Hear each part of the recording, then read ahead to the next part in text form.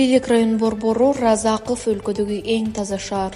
Жашыл жалбырактуу бак-дарактар менен курчалган кала атыр жуттуу таза абасы менен да өзгөчөлөнөт. 30 миңге чукул калк жашаган Лелек район борбору Разаков Кыргызстандын түштүк батыш аймагындагы эң алыскы кала экендигине карабастан өнүгүү жолунда.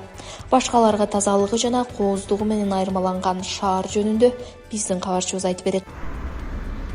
Биз азыр өлкөдөгү эң кооз, эң таза шаарлардын бири Лелек район борбору Разаков шаарында баратабыз. Мына өзүңүздөр көрүп тургандай, шаарда бир дагы таштандыны көрбөйсүң.